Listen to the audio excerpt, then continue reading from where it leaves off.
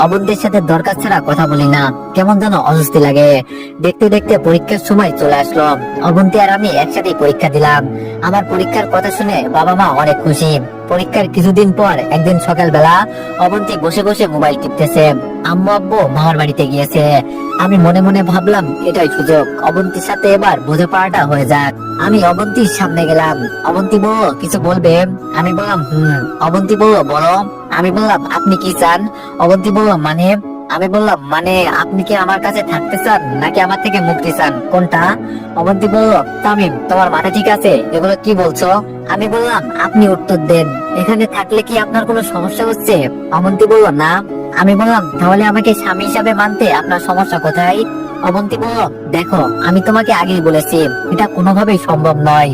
আমি বললাম যদি আপনার অন্য কোথাও বিয়ে হতো তখন? অবন্তী কোনো কথা বলছে না, চুপ করে আছে। আমি বললাম আমার সাথে বিয়ে হয়েছে বলে আপনি আমাকে মেনে নিতে পারছেন না, কিন্তু অন্য কোথাও বিয়ে হলে কি পারতেন? জীবনেও না। আমি কোনোদিনও আপনাকে কোনো কথা বলিনি, তার মানে এই নয় যে সারা জীবন এভাবে থাকবো। আমারও তো একটা লাইফ আছে, আমারও তো ইচ্ছে করে সুন্দর করে সংসার করতে। আব্বু আম্মু আপনাকে অনেক ভালোবাসে, নিজের মেয়ের মতো দেখে। এখন যদি ওনাদের বলি আপনাদের আদরের মেয়ে বিয়ের পরের দিন থেকে আমাকে ফ্লোরে রাখছে, তখন কি হবে চিন্তা করছেন? অবন্তী চুপ। আমি বললাম আপনার সাথে বিয়েটা হয়েই আমার জীবনটা শেষ। সারাদিন এত কাজ করার পরও কোনো শান্তি নাই।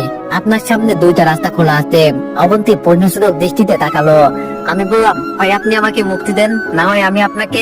পুরোটা বলার আগে অবন্তী আমার দিকে তাকিয়ে কাঁদতে শুরু করলো। আর কোনো কথা না বলে সে রুমে চলে গেল, ঠাস করে দরজাটা লাগিয়ে দিল। আমি সোফায় গিয়ে বসে রইলাম। একটু পরে দেখি সে ব্যাগপত্র গুছিয়ে চলে যাচ্ছে।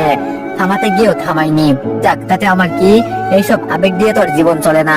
আমি তোরে জোর করে বিয়ে করিনি। আমাকে যদি এতই অপছন্দ করতো তাহলে বিয়ের দিনই বলে দিতে পারতো। সারাদিন বাসায় কাটিয়ে দিলাম, মা বাবাও নেই, বাসাটা কেমন খালি খালি লাগছে। বিকাল বেলা বের হতেই দেখি। তো এভরিওয়ান, নেক্সট পার্টের জন্য সবাই একটু বেশি বেশি লাইক আর কমেন্ট করে দিও। ধন্যবাদ।